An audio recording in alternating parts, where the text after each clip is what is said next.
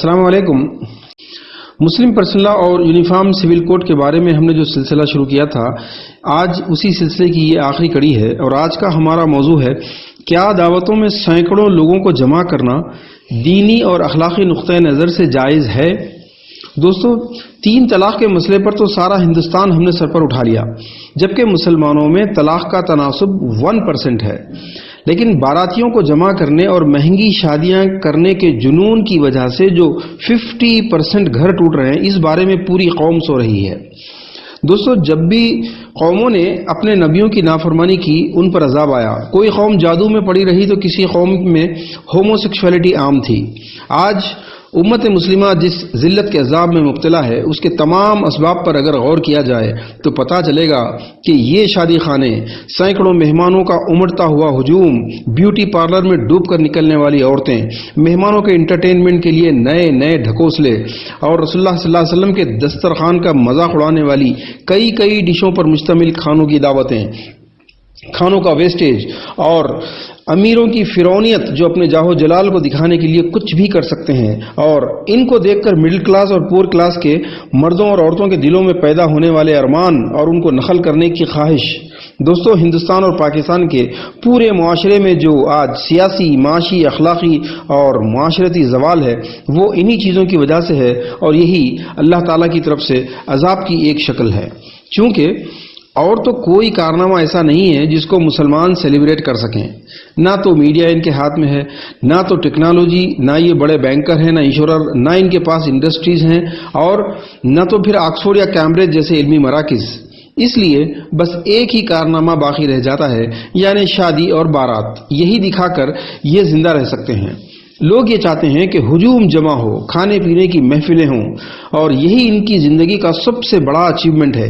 اسی لیے دعوت قبول کرنے والی حدیثیں سب کے سب یاد ہیں، نہیں یاد ہیں تو صرف وہ آیتیں اور حدیثیں ان کو یاد نہیں ہیں جو غیر شرعی دعوتوں کو قبول نہ کرنے کے بارے میں ہیں۔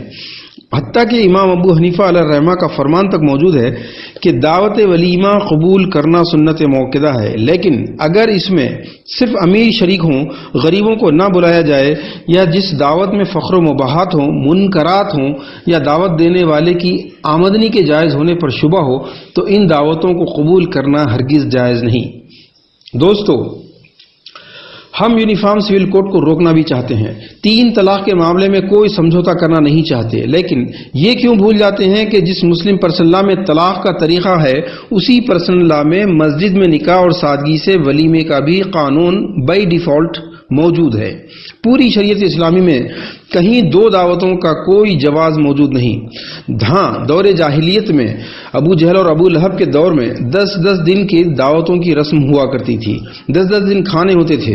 رسول اللہ صلی اللہ علیہ وسلم نے سختی سے یہ قانون نافذ فرمایا کہ دعوت صرف 1 دن کی ہوگی، اور وہ ہے ولیمے کی۔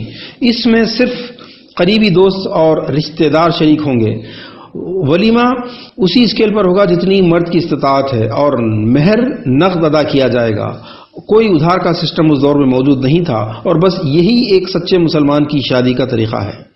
ذرا تصور کیجئے، اگر شادی کو اسلام میں کسی اہم کارنامے کی حیثیت ہوتی اور اس میں لوگوں کو جمع کرنا کوئی خیر کا کام ہوتا، تو آل رسول صلی اللہ علیہ وسلم یا امہات المومنین کو فاخے کرنے کی کبھی نوبت نہیں آتی۔ مدینے کی جس گلی میں بھی شادی ہوتی، وہاں مہمانوں کی لسٹ بنتی، اور سب سے پہلا نام رسول اللہ صلی اللہ علیہ وسلم اور ان کے تمام اہل و عیال کا ہوتا۔ ہر روز 2 3 دعوت نامے آتے۔ دوستو، صحابہ آپ صلی اللہ علیہ وسلم کو بلائے بغیر نہ نکاح کرتے، نہ کوئی ولیمہ، بلکہ بخاری اور مسلم میں روایتوں کی تعداد دگنی ہو جاتی کہ رسول اللہ صلی اللہ علیہ وسلم فلاں کے نکاح کے موقع پر موجود تھے، اور وہاں آپ صلی اللہ علیہ وسلم نے یہ فرمایا، اور فلاں کے منگنی یا ولیمہ کے موقع پر موجود تھے، وہاں پر یہ خطبہ پیش فرمایا۔ دوستو، آج سارے فساد کی جڑ یہی بارات ہے۔ لوگ بڑی معصومیت سے سمجھتے ہیں کہ بارات کا مطلب دلہے کے ساتھ بینڈ باجے کے پیچھے چلنے کا نام بارات ہے۔ جی نہیں، شادی کی کسی بھی تقریب جیسے منگنی، رخصتی، جمعگی وغیرہ، ایسی تقریبوں میں لوگوں کا جمع ہونا ہی بارات ہے۔ ہندو رسموں اور اسلام میں جو مین ڈیفرنسز ہیں، ان میں سے ایک بارات کا بھی ہے کہ مسلمان کبھی بارات پسند نہیں کرتا، اور ہندو بارات کے بغیر شادی نہیں کرتا۔ یہ سینکڑوں لوگوں کو جمع کر کے شادی خانوں میں کھانے کھلانے کا رواج جب سے چل پڑا ہے، فخر و مباحات اور منکرات اور بدعتوں کا ایک نیا کلچر پیدا ہو چکا ہے۔ اس کے نتیجے میں عذاب الہی کو تو آنا ہی تھا، اور وہ اس شکل میں آ رہا ہے کہ چند ایک امیروں کو چھوڑ کر باقی سب کنگال ہو رہے ہیں۔ لڑکیوں کی سسرال میں عزت یا سوسائٹی میں اپنے اسٹیٹس کو مینٹین کرنے کی خاطر جتنا مال خرچ ہو رہا ہے، اس کی وجہ سے بیٹے تجارت کرنے کے لیے جو ریکوائرڈ کیپٹل ہونا چاہیے اس سے محروم ہو رہے ہیں۔ یہی وجہ ہے کہ آج نئی جنریشن بزنس اور انٹرپرینورشپ کا دور دور تک ان میں کوئی شعور ہی نہیں۔ غیر خموں کا ہر بزنس تو ایک تناور درخت کی طرح مضبوط، اور ہمارے لوگوں کے کاروبار گھاس پھوس یا جھاڑیوں کی طرح کمزور۔ جتنے بڑے بزنس ہیں وہ سارے کے سارے غیر قوم کے ہیں، اور ہمارے لوگ شادی خانے، چائے خانے، ریئل اسٹیٹ یا پھر معمولی دکانیں چلاتے ہیں۔ ہونا یہ چاہیے دوستو کہ باپ بجائے بیٹی پر لاکھوں روپیہ برباد کرنے کے بیٹوں کو یہ پیسہ دے، ان کو ہارڈ اسٹرگل پر مجبور نہ کرے، اور بیٹے تجارت کے لیے وہی پیسہ لے کر خود کمائیں اور اپنی شادی کریں، اور آنے والی دلہن کے لیے شاندار گھر، لباس اور زیور مہیا کریں، بجائے اس دلہن کو اپنی مالکہ بنا کر لانے کے اس کو اپنی رانی بنا کر لائیں۔ یہی اصل مردانگی ہے۔ قرآن نے سورہ نساء آیت 34 میں مرد کی یہی ڈیفینیشن پیش کی ہے کہ مرد وہی ہے جو مال خرچ کرے، نہ کہ دلہن سے خرچ کروائے۔ اسی صورت میں اسے قوام یعنی عورت پر حاکم ہونے کا حق دیا گیا ہے۔ دوستو، شادی کے پورے ایکسپنسز کا مشکل سے 25% حصہ جہیز پر خرچ ہوتا ہے، باقی پورا 75% کھانے اور شادی خانے پر خرچ ہوتا ہے۔ لوگ ایک وقت پیٹ بھر کر اگلے دن ٹوائلٹ جا کر فلش کر دیتے ہیں، اور لڑکی کو سوائے کچھ سامان کے اور کچھ نہیں ملتا۔ لوگ سمجھتے ہیں کہ بارات کو جمع کرنے کا شوق لڑکے والوں میں ہوتا ہے۔ حقیقت یہ ہے کہ زیادہ تر یہ لڑکیوں کی مائیں ہوتی ہیں جو اصل فتنہ کھڑا کرتی ہیں، بیٹوں کا حق مارتی ہیں، اور انہیں بجائے تجارت کرنے کے نوکری ڈھونڈنے پر مجبور کرتی ہیں، اور شوہر کی ساری بچت بیٹی کے باراتیوں پر لٹاتی ہیں، اور ہر اس گھر کو ڈھونڈ ڈھونڈ کر دعوت دیتی ہیں جہاں یہ خود جا کر کبھی اپنے کپڑوں اور زیوروں کی نمائش بلکہ فیشن پریڈ کر کے آ چکی ہیں۔ پھر لڑکے والے سوچتے ہیں کہ مفت ہاتھ آئے تو برا کیا ہے، جب خرچ کرنے والے خود تیار ہیں تو ناجائز کی فکر ہم کیوں کریں، لہٰذا وہ بھی اپنے 500 یا 1000 مہمانوں کو آپ کی دعوت میں شریک کر ڈالتے ہیں۔ اور ادھر کھانے والے بھکڑوں کا معاملہ یہ ہوتا ہے کہ انہیں صرف کھانے سے غرض ہوتی ہے، وہ یہ نہیں دیکھتے کہ کھلانے والا کس مشکل سے کھلا رہا ہے، یہ دعوت کسی جائز عنوان سے ہو رہی ہے یا نہیں۔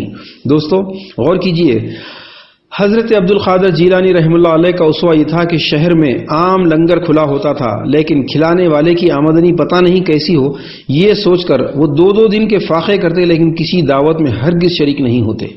غوث کا دامن نہیں چھوڑیں گے یہ دعویٰ کرنے والے یہ بھی نہیں دیکھتے کہ کیا غوث اعظم رحمہ اللہ علیہ یا رسول اللہ صلی اللہ علیہ وسلم نے اس قسم کی دعوتوں کو کبھی اٹینڈ بھی کیا ہے۔ دوستو حقیقت تو یہ ہے کہ پوری قوم سمم بکمن عمیٌ فہم لا یعقلون کی تصویر بن چکی ہے، یعنی یہ اندھے، گونگے اور بہرے ہیں، یہ عقل نہیں رکھتے۔ بریانی کی خوشبو نے انہیں اندھا بنا دیا ہے، گانوں بجانوں اور پٹاخوں کی دھوم نے انہیں بہرا بنا دیا ہے، عورتوں کی پیدا کی ہوئی ضروریات، خواہشات اور ارمانوں نے انہیں گونگا بنا دیا ہے۔ چونکہ یہ سارے شوہر اپنی بیویوں سے شادی کے وقت جہیز اور کھانے وصول کر چکے ہیں، اس لیے اب اپنی عورتوں کے آگے ایک لفظ بھی نہیں بول سکتے، سارے گونگے ہیں۔ دوستو بارات کو جمع کرنے کے پیچھے صرف ایک جواز ہوتا ہے، وہ یہ ہے کہ لوگ کیا کہیں گے۔ جن لوگوں کو جمع کرنے سے ہماری عزت بڑھے گی، آئیے دیکھتے ہیں خود وہ لوگ کتنے عزت دار ہیں۔ ان میں اکثریت ان لوگوں کی ہے جو قوم کو منہ سے تھوک اڑا اڑا کر مشورے تو خوب دیتے ہیں، لیکن جیب سے ایک دمڑی نہیں نکالتے اور نہ والنٹیئر بن کر قوم کی ترقی کے لیے ایک دن بھی فیلڈ ورک کرتے ہیں۔ کیا یہ لوگ آپ کی عزت کا معیار ہیں؟ اگر یہ لوگ دینی فہم رکھتے تو خود کہتے کہ ایسی مہنگی دعوتیں کرنا اور شادی خانے لینا دین کی مصلحتوں کے خلاف ہے، آپ کو نہیں کرنا چاہیے، لیکن یہ لوگ الٹا شرکت کرتے ہیں اور اگر ان کو نہ بلایا جائے تو شکایتیں کرتے ہیں۔ ہاں، کئی سمجھدار لوگ بڑی دعوتوں میں شریک ہوتے ہی نہیں، کوئی نہ کوئی بہانہ کر کے غیر حاضر رہتے ہیں۔ اس کا مطلب یہ ہوا کہ بھیڑ بھاڑ کی دعوتوں میں شریف اور سمجھدار لوگ کبھی شرکت نہیں کرتے۔ دوستو غور سے دیکھیے باراتیوں کے اس ہجوم کو، کئی تو وہ ہیں جو قرض لے کر واپس نہ کرنا دھندا بنا چکے ہیں، کئی تو وہ ہیں جو بیٹی کی شادی کے وقت تو جہیز کی لین دین کو خوب کوستے ہیں لیکن بیٹوں کی شادی میں سب جائز کر لیتے ہیں۔ کیا ایسے ڈوبیس کیریکٹر کے لوگ آپ کا معیار ہیں؟ ان میں آپ کو 60-70 سال کے وہ بزرگ بھی ملیں گے جن کو اب پیسے کی ضرورت نہیں بلکہ ان کی باقی عمر اور ساری توانائیاں اب قوم کے لیے وقف ہونے چاہیے، لیکن اب بھی یا تو وہ مزید کمانے میں یا پھر بہوؤں کو گھروں پہ رہ کر تنگ کرنے میں یا پھر فضول باتوں میں وقت اور پیسہ برباد کرنے میں لگے ہوئے ہیں۔ کیا ان کے آنے سے آپ کی عزت بڑھنے والی ہے؟ دوستو، آپ خود بھی ان میں کئی کو جانتے ہیں جو رشوت لیتے ہیں، جھوٹ بولتے ہیں اور اپنے پارٹنرز کے پیٹھ میں چھرا گھونپتے ہیں، اس کے باوجود آپ ان کو اپنی دعوت میں بلا کر اپنی عزت سمجھتے ہیں۔ دوستو، ان میں کئی وہ مذہبی دکاندار نظر آئیں گے جو نہ صرف اپنی یا اپنی اولاد کی شادیاں خلاف سنت طریقے سے کر چکے ہیں بلکہ شہر کے ہر اس امیر کی دعوت میں شرکت کرتے ہیں جن کی دعوتیں منکرات سے بھری ہوتی ہیں، اور یہ مولوی خوشی سے لینے اور دینے کے عمل کو جائز کہہ کر لوگوں کو چور دروازے کھول کر دیتے ہیں۔ کیا آپ کی شان ان لوگوں سے ہے؟ ان کی موجودگی سے آپ کی عزت بڑھے گی؟ آپ کی عزت کا یہی معیار ہے یا پھر آپ کی عزت کا معیار وہ لیڈر ہیں جو اپنی آمدنی کے لیے کیا کیا کرتے ہیں؟ یہ ہر شخص جانتا ہے۔ دوستو، دیکھیے اس مجموعے کو غور سے، کتنے ہیں جو شراب اور جوے کے عادی ہیں، کتنے ہیں جو بیویوں پر ہاتھ اٹھاتے ہیں، کتنے ہیں جو بوڑھے ماں باپ کی خبر نہیں رکھتے لیکن بیوی اور ساس سسر کی خدمت میں لگے رہتے ہیں، کتنے ڈاکٹر ہیں جو اپنی نوکری اور کمیشن کی خاطر مریضوں کو لوٹتے ہیں پھر بھی چور نہیں کہلاتے، کتنے ہیں جو اوقاف کی جائیدادوں کے دلال ہیں پھر بھی باعزت کہلاتے ہیں، اور کتنے ایسے ہیں جن کا پیسہ سود، شراب، گٹکے اور زمینوں پر قبضوں کے کاروبار میں لگا ہوا ہے۔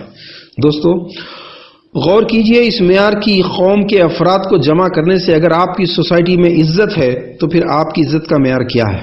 خود ہی سوچ لیجئے۔ رسول اللہ صلی اللہ علیہ وسلم نے فرمایا، تم اپنے دوست کے دین سے پہچانے جاؤ گے۔ دوست جس کیریکٹر کا آدمی ہوگا، جو آپ کے مہمان بن کر آپ کی عزت بڑھانے کے لیے شریک ہو رہا ہے، اسی کے کیریکٹر سے آپ کی پہچان ہوگی۔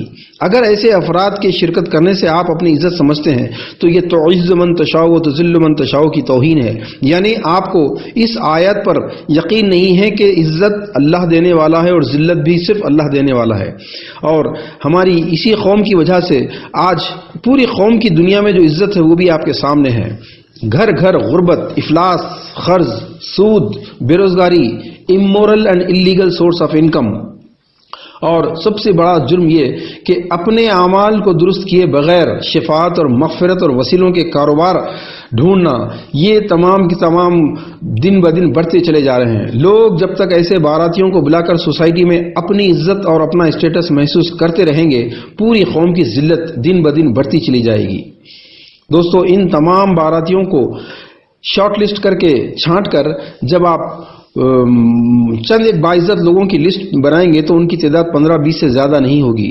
ان کو ولیمے پر مدعو کرنے کے لیے آپ کو کسی شادی خانے کی ضرورت نہیں ہوگی۔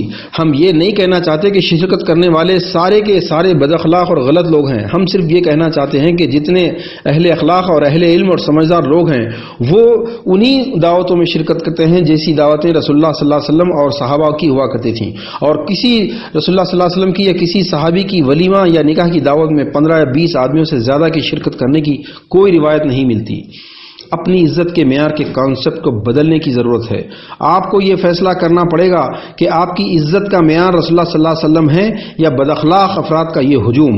خدارا اس ہجوم کو اپنا معیار نہ بنائیے، کیونکہ یہ ہجوم آپ کے ایمان اور آخرت کو برباد کر دے گا۔ خود رسول اللہ صلی اللہ علیہ وسلم بھی حوض کوثر پر آپ سے منہ موڑ لیں گے، اسی طرح جس طرح آج آپ رسم و رواج کی خاطر رسول اللہ صلی اللہ علیہ وسلم کے نکاح کے طریقے سے منہ موڑ رہے ہیں۔ دوستو، ان باراتوں کو روکنے کا طریقہ یہی ہے کہ جب آپ کے پاس کوئی دعوت نامہ لے کر آئے تو کلمہ جہاد زبان سے نکالیے، منہ کھولیے اور رخا لانے والے سے کہیے کہ جو شادی کا طریقہ رسول اللہ صلی اللہ علیہ وسلم کے طریقے کے خلاف ہو، ہم اس شادی میں شرکت نہیں کر سکتے۔ آپ کے نہیں جانے سے کوئی فرق نہیں پڑے گا، لیکن وہ شخص جتنوں کے سامنے آپ کی شکایت کرے گا اتنے لوگوں کے دل میں آپ کا کلمہ حق تیر کی طرح بیٹھ جائے گا۔ بس یہی ایک طریقہ ہے برائیوں اور بربادیوں کے اس طوفان کو روکنے کے لیے۔ دوستو، ان لوگوں کی دعوتوں میں باراتی بننے سے انکار کر دیجئے جو اللہ اور اس کے رسول صلی اللہ علیہ وسلم سے ضد اور ہٹ دھرمی کرتے ہیں. یہ سوالات کرتے ہیں کہ اپنی اولاد پر خرچ نہ کریں گے تو کس پر کریں گے. یہ کہتے ہیں کہ سارے رشتہ داروں سے ملنے کا یہی تو ایک موقع ہے. کبھی پوچھتے ہیں کہ کیا اللہ کے رسول صلی اللہ علیہ وسلم نے کھلانے کا حکم نہیں دیا ہے، اور کبھی پوچھتے ہیں کہ مہمانوں کو کیا بھوکا بھیج دیا جائے. دوستو، ایسے کئی سوالات اور بھی ہیں. دراصل النکاح من سنتی کے تقاضوں سے بچنے کی یہ ٹرکس ہیں. یہ ویسی ہی ٹرکس ہیں جو بنی اسرائیل ہفتے کے دن مچھلیاں پکڑنے کے حکم سے یا گائے کو ذبح کرنے کے حکم سے بچنے کے لیے اختیار کرتے تھے. بخدا ان دعوتوں میں شریک ہو کر ان کی کننگ ٹرکس کا حصہ نہ بنیے. ان ٹرک کی سوالات کا بھرپور اور سیٹسفیکٹری جواب ہم نے اپنی تمام بکلیٹس، آڈیوز، ویڈیوز اور آرٹیکلز میں دے دیا ہے جو کہ ہماری ویب سائٹ پر اویلیبل ہے. اللہ تعالی ہم سب کو ایسی باراتوں اور دعوتوں کو بند کرنے کے جہاد کے لیے قبول فرمائے. وآخر